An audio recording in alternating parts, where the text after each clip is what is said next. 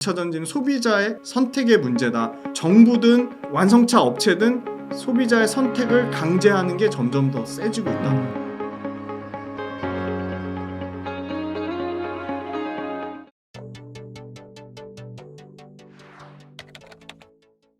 구조적 성장주 예. 또 혹시 뭐 김지훈 대표님께서 보시는 네네. 뭐 좋은 섹터나 네네. 뭐 기업들이 있을까요? 네, 저는 내년에 대한 고민이 많으실 것 같은데 네.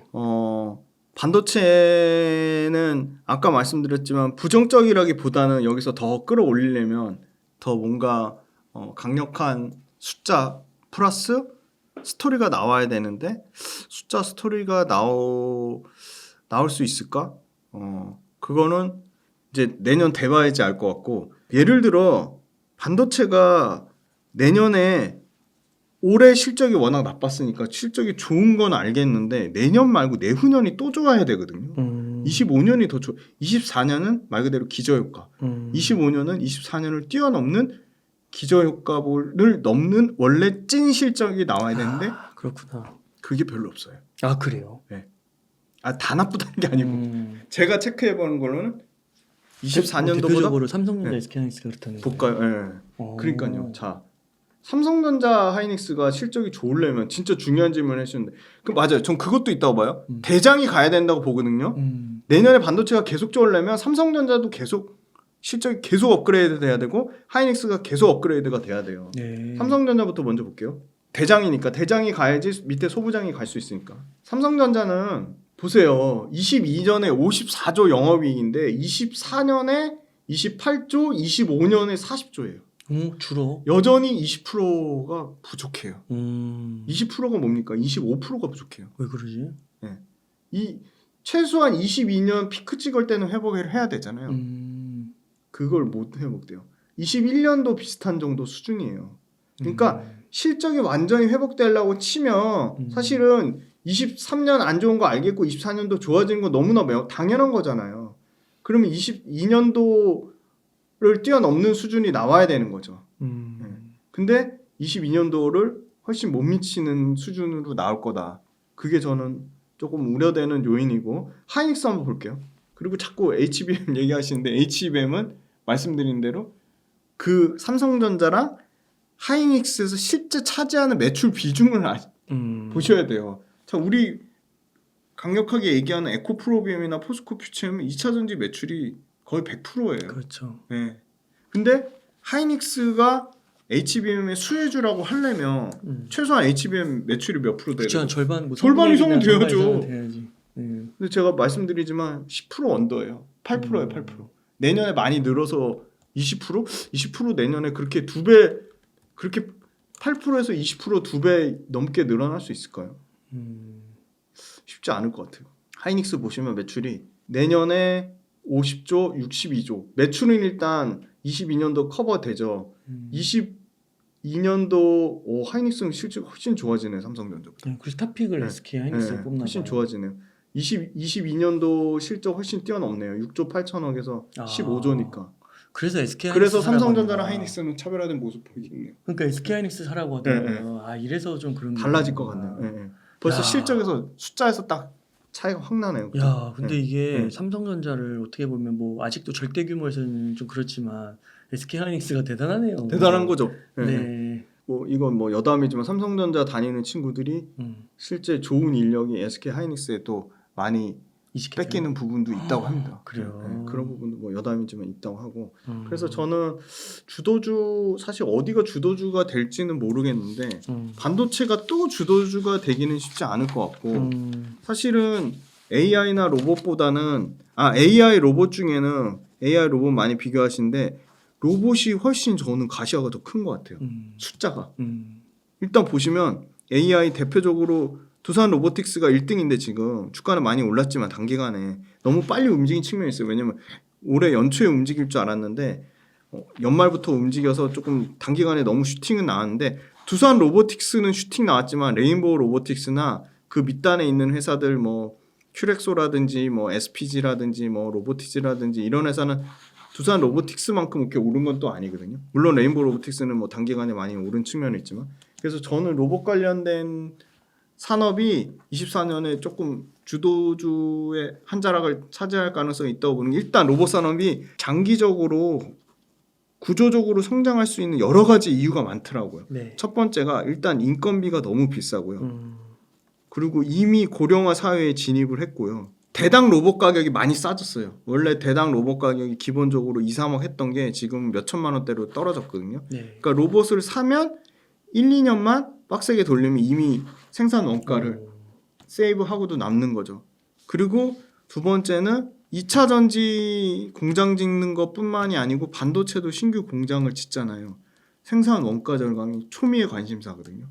생산 원가를 절감할 수 있는 가장 큰 건 인건비거든요. 근데 그 인건비 관련돼서 로봇이 상당히 많이 절감되는 게 있고, 그리고 인건비 관련해서도 젊은 사람들 2030이 굉장히 이제 힘들고 어려운 일 많이 안 하려고 하잖아요. 그래서 그게 되게 어떻게 보면 사회적으로 큰 위기가 있을 수 있는 게 이 2030이 피하는 힘들고 어려운 일 그 부분, 소위 말하는 3D 업종 부분을 이미 상당 부분 로봇이 되게 많이 대체하고 있거든요. 네. 그래서 이건 점점 더 커질 거고, 그 와중에 기술 진입 장벽이 있는 쪽이 의료용 로봇인데 의료용 로봇은 글로벌 6개가 이미 80% 이상 잡고 있는데 20등 안에도 못 들었던 큐렉소라는 회사가 굉장히 빠르게 지금 그 글로벌 업체랑 거의 우열을 가리기 힘들 정도로 많이 치고 올라오고 있거든요. 네. 그래서 이런 회사들은 숫자도 찍히고 있어요. 그러니까 작년에 뭐 로봇 매출이 뭐 210억이었다면 올해 350억, 내년에 550억, 내후년에 뭐 800억 막 이렇게 기하급수적으로 늘어나거든요. 숫자로 이제 드디어 증명을 하고 있고, 구조적으로 이 인건비나 고령화 문제, 로봇 가격이 일단 많이 싸지고 있고, 제조업체들의 원가 절감이라는 이 굉장히 강력한 핵심이 그게 있고, 그다음에 로봇은 여러 가지 플랫폼이랑도 연결되고 AI랑도 연결되고, 이 서비스, 심지어 이제 서비스 로봇도 연평균 20%씩 성장을 하거든요. 그래서 성장성이 있는 스토리를 잘 갖고 있는데 정부에서 또 핵심 6대 신성장 산업에 또 선정이 됐거든요. 2차 전지 당연히 선정됐고요.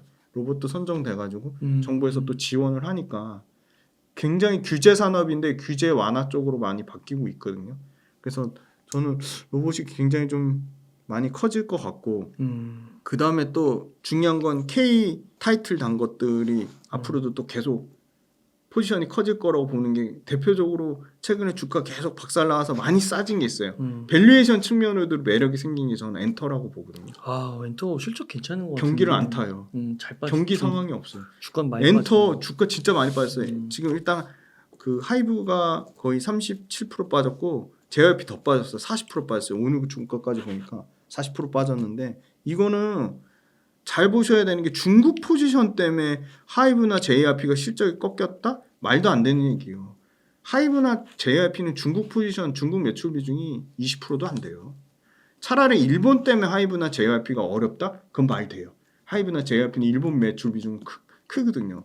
근데 이것도 엄청나게 하이브나 JYP가 잘하는 게 뭐냐면요. 지금 해외를 북미, 유럽, 중동 진짜 많이 다각화하고 있어요. 두 번째는 시스템화하고 있잖아요. 지금 원래 기존의 국내 아이돌 기본 베이스에 외국계를 한 명씩 넣다가 이제 100% 다 외국계로 바꾸잖아요. 그게 A2K 프로젝트 하잖아요. 그거 성공했어요. 지금 뭐 그거에 대해서도 막 깎아내리는 분들이 있던데, 거의 성공해가지고 그 스트리밍 서비스에서 4주 연속 1위 찍었거든요. 아, 진짜요? 그 호응으로. 그러니까 사람들의 반응. 그걸로 1등 찍었어요. 4주 연속 찍고. 그리고 저는 되게 심플해졌어요. 예를 들어 앨범 가격이 무지 비싸졌어요. 앨범 가격 보통 앨범이 완전 거의 그림 동화책이에요. 앨범 하나가 보통 35,000원 정도 잡거든요. 그럼 계산하기 되게 심플해요. 예를 들어 하이브에 그 세븐틴이라는 가수가 있거든요. 네. 세븐틴이 연간 앨범 890만 장 팔거든요. 진짜요? 네. 연간.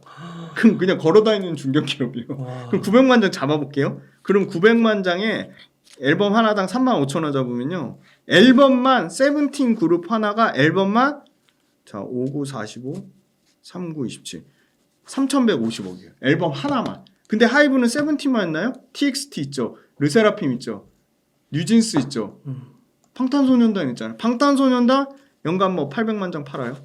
그러면 800만 장 사이즈 되는 그룹 3개만 해도 얼마죠? 그냥 매출 9천억이에요. 어마어마하죠. 네. 근데 앨범 끝 아니잖아요. 콘서트 있잖아요. 콘서트 계산 심플해요.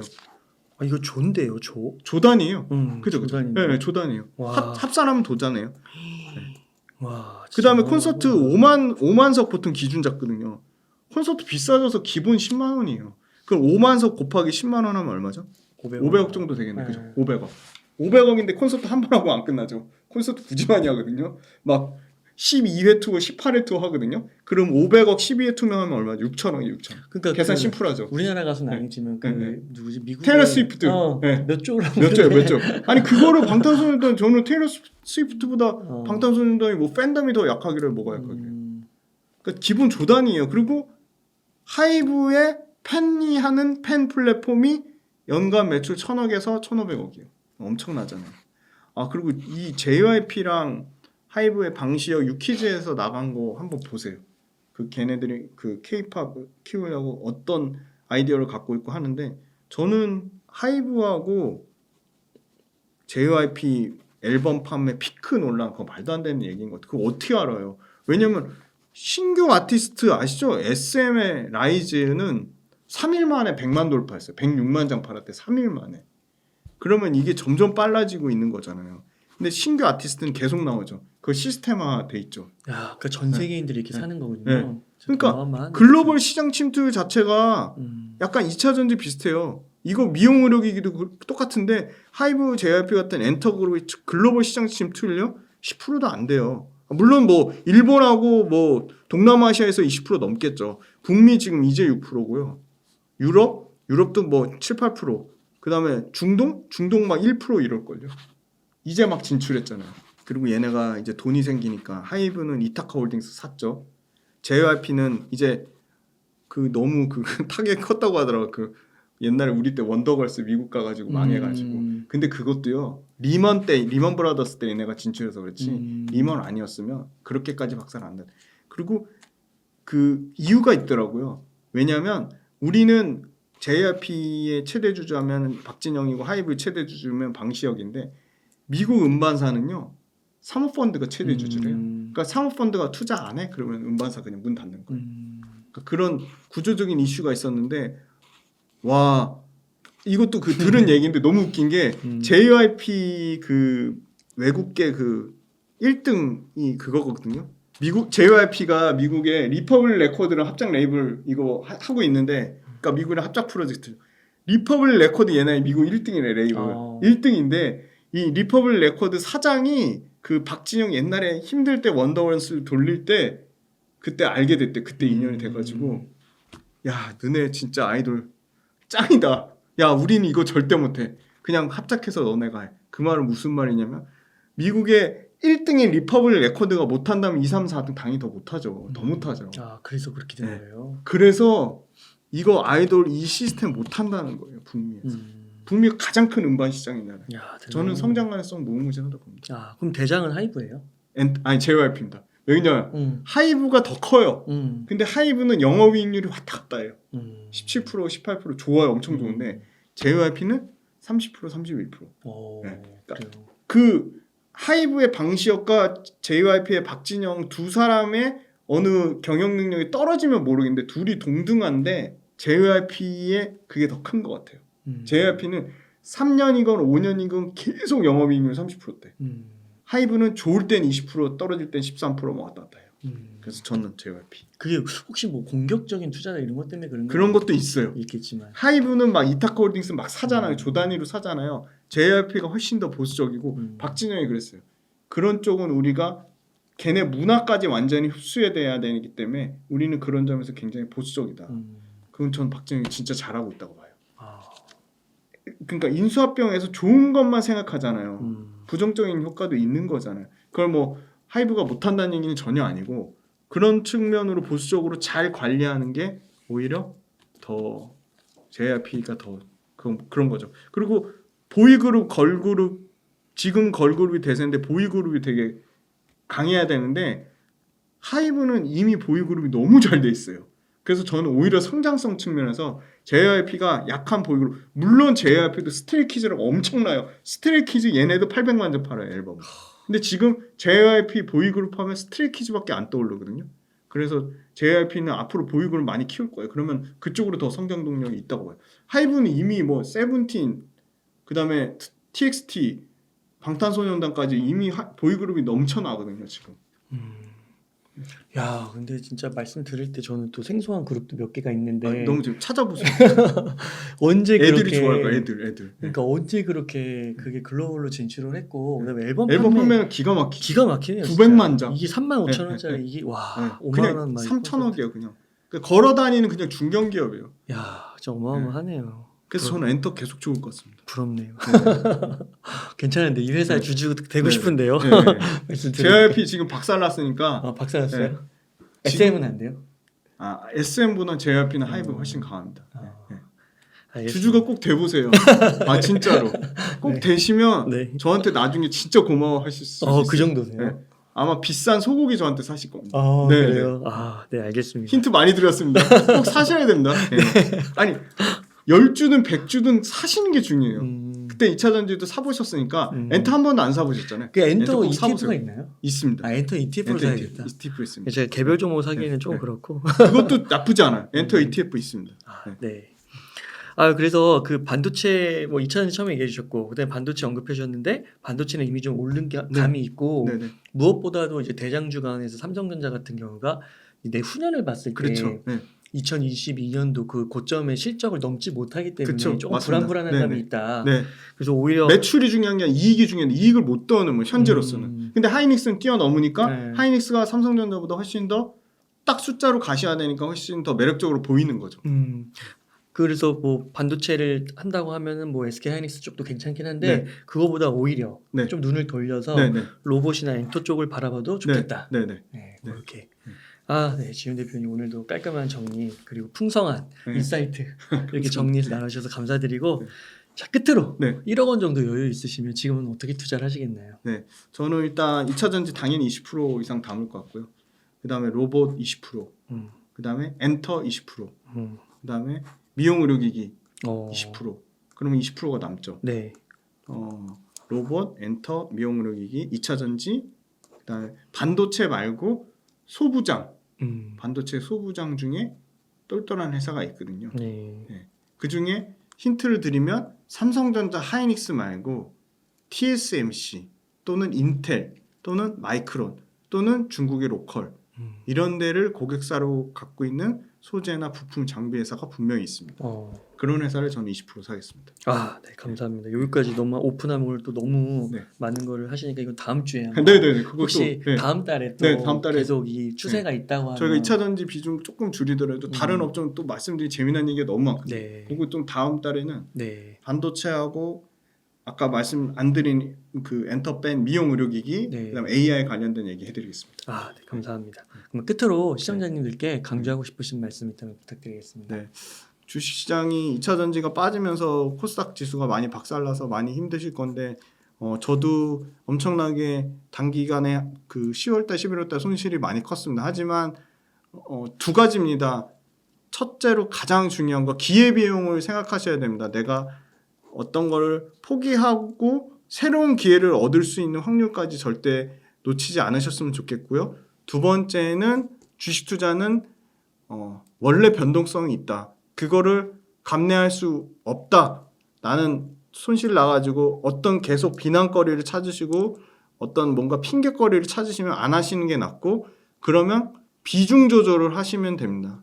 저는 어떤 작업을 하고 있냐면 아까 웅달님한테도 말씀드렸지만 손절을 쳐서 손절 친 거를 더 수익이 많이 난 종목들의 비중을 늘리는 포트폴리오 조절 작업을 지금 거의 한 8,700만 원, 거의 1억 가까이 되는 돈을 손절을 치면서 비중 조절. 네네. 1억을 손절 치고 있습니다. 왜냐하면 새로운 기회를 또 얻기 위해서 네. 손절을 엄청나게 치고 있습니다. 근데 그거 손절 비용 아까우면 저는 새로운 기회 날린 그 새로운 기회에 대한 기회비용이 더 크다고 봅니다. 그래서 진짜 제가 손절을 엄청나게 치고 있거든요. 그래서 올해 수익 난 거 손절 쳐서 다 똔똔 됐어요. 근데 아깝다고는 생각 안 해요. 그래서 자, 잘 생각해 보세요. 5종목이 있는데 수익 많이 난 종목, 손실 많이 난 종목, 수익 많이 난 종목 팔아서 손실 난 거로 갈아타시는 분들이 많은데 그건 절대 좋은 방법이 아닙니다. 오히려 손실 난 거를 더 손절을 치더라도 수익 많이 난 종목에 그 포트폴리오 조정을 꼭 하시면 좋겠고 2차전지 되게 비난하신 분들이 많아서 저는 오히려 더 여전히 훨씬 기회가 많다고 보고 있고요. 신규로 현금이 생겼는데 그러면 그걸 2차전지를 또 투자할 거냐? 그거 투자할 그 용기나 그런 게 없으신 분들은 2차전지 투자를 안 하시는 게 맞습니다. 근데 2차전지 타이틀을 달고 다 올라갔던 데서는 이제 철저하게 구분될 건데 그것도 처음에 너무 중요한 말씀을 해드렸어요. 2차전지 업체들의 자금력, 외부 차입하는 거, 재무활동 현금으로, 영업활동 현금으로, 투자활동 현금으로 꼭 체크해 주셨으면 좋겠습니다. 그래서 다음 달에는 진짜 너무 2차전지만 말씀 많이 드렸는데 다른 성장하는 업종들도 꼭 말씀드렸으면 좋겠고 제일 중요한 건 2차전지는 소비자의 선택의 문제다. 소비자의 선택을 못 받으면 2차전지 배터리 업체, 소부장 업체 다 안 좋은데 다행인 건 정부든 완성차 업체든 소비자의 선택을 강제하는 게 점점 더 세지고 있다. 저는 그런 측면에서는 2차전지 업계 여전히 밝고 긍정적이고 2차전지 업계에 대한 투자 미래는 여전히 뷰가 변한 게 없다. 그렇게 말씀드리겠습니다. 끝으로 강연 한번 소개시켜 네, 주시죠. 너무 감사합니다. 네, 그 어스캠퍼스란 협력하는 사이트를 통해서 2차전지 10대 기업 분석 스터디를 통해 원래는 20강 분량이지만 제 미친 열정으로 목이 찢어져라 강의를 했고 거의 분량은 45강 분량입니다. 그래서 2차전지가 거의 주력이지만 2차전지 외에 AI, 로봇, 미용 의료기기, 엔터, 그다음에 글로벌 인프라까지 핵심 7대 성장 산업을 다뤘으니까 강의도 많은 관심 부탁드리고 뭐 커피 한 달에 한 잔 값이라고 합니다. 그래서 네, 강의 많은 관심 가져주시면 굉장히 크게 도움이 저도 되고 회사를 통해서 제가 그 유튜브를 성장시키는 데 상당히 도움이 많이 될 것 같습니다. 네, 감사합니다. 네. 이렇게 해서 김지훈의 훈훈한 주식에 김지훈 대표님을 모시고 이야기를 나눠봤습니다. 긴 시간 동안 유익한 사이트 많이 나눠주셔서 감사의 말씀드립니다. 오늘 고생 많으셨습니다. 감사합니다.